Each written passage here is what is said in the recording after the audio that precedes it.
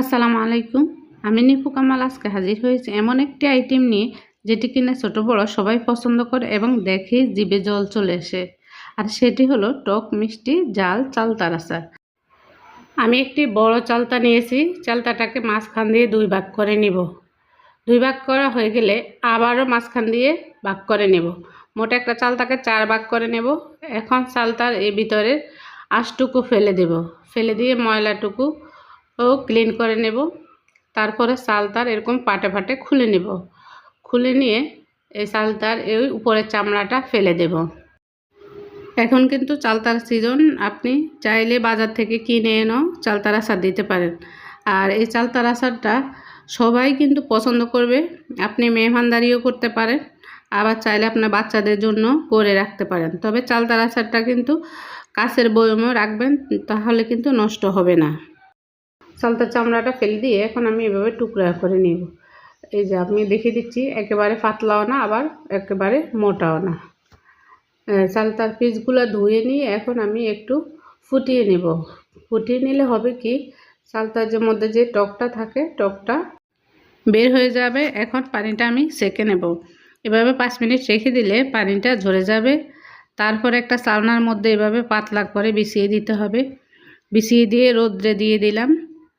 এভাবে রোদ্রে দিতে হবে। আমি বারিন্দা দিয়েছি, আপনারা আপনাদের সুবিধা অনুযায়ী দিবেন। দুপুরবেলা এভাবে উল্টিয়ে দিতে হবে যাতে দোনো পাশের পানিটা শুকিয়ে যায়।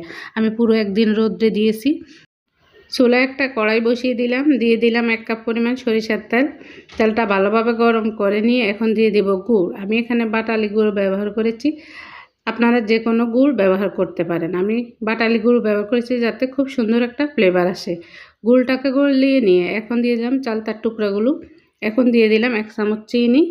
গুড় আর চিনির কম্বিনেশনে চালতার আচারটা খুব মজা হবে। আপনারা যদি গুড় পছন্দ না করেন তাহলে চিনি দিবেন। আমি 1 চিমটি পরিমাণ লবণ দিছি, আপনারা স্কিপ করতে পারেন। আবারও নেড়ে ছেড়ে তারপরে মিশিয়ে নেব।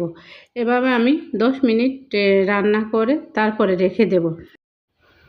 আপনারা চাইলে একবারে করতে পারেন, সেক্ষেত্রে একটু সময় বেশি লাগবে। আমি এই যে রাত্রে রেখে দিলাম, এই যে সকালে আমি আবার 3-4 মিনিট এভাবে নেড়ে চেড়ে গরম করে নেব। আবার রেখে দেব, আবার বিকালে গরম করে নেব। এতে হবে কি, চালতার মধ্যে মিষ্টিটা ভালোভাবে ঢুকবে। আমি এখানে একটা চালতা দিয়ে করেছি, আপনারা চাইলে চালতার পরিমাণ বাড়িয়ে দিবেন, সাথে মশলার পরিমাণটাও বাড়িয়ে দিতে হবে। 2 দিন সকাল বিকাল জাল দেওয়ার পর রেখে দিলাম। এদিকে চুলায় একটা তাওয়া বসিয়ে দিয়ে 4টি মরিচ এভাবে ভেজে নেব। মরিচটি ভাজা হয়ে গেলে উঠিয়ে নেব। তারপরে দিয়ে দেব 1 চামচ পরিমাণ পাঁচফোড়ন। আমি জাস্ট 1 মিনিট ভেজে নেব। এতে করে খুব সুন্দর পাঁচফোড়ন থেকে একটা ঘ্রাণ পাওয়া যাবে। আর বেশি ভাজলে কিন্তু তিতো হয়ে যাবে আর আচারের স্বাদটা নষ্ট হয়ে যাবে। পাঁচফোড়নের গুঁড়াটা মিডিয়াম করলে আচারের মধ্যে খুব সুন্দর ঘ্রাণ পাওয়া যাবে। আশা করি আমার আজকের ভিডিওটি আপনাদের কাছে ভালো লাগবে। যদি ভালো লাগে তাহলে ফ্রেন্ডস অ্যান্ড ফ্যামিলির সাথে শেয়ার করে সবাইকে জানার সুযোগ করে দিবেন। আর কিছু জানা থাকলে কমেন্ট বক্সে কমেন্ট করবেন, আমি উত্তর দেওয়ার চেষ্টা করব। আর জালটাও আপনাদের উপর নির্ভর করে আপনারা কেমন জাল খেতে পছন্দ করেন। আমি এখানে 4টা মরিচ দিয়েছি আর এখন দিয়ে দেব 1 চামচের মতো পাঁচফোড়ন গুঁড়ো। এই যে লাস্টে দিয়ে দিলাম একটু ভাজা জিরার গুঁড়া। চালতার আচারটা উঠিয়ে নেওয়ার ঠিক 2 মিনিট আগে এই ভাজা মশলার গুঁড়াটা দিতে হবে, তাহলে কিন্তু খুব সুন্দর ফ্লেভার পাওয়া যাবে। আর বেশিক্ষণ নাড়াচাড়া করা যাবে না। আমার চালতার আচারটা রেডি। সবাই ভালো থাকবেন। আল্লাহ হাফেজ।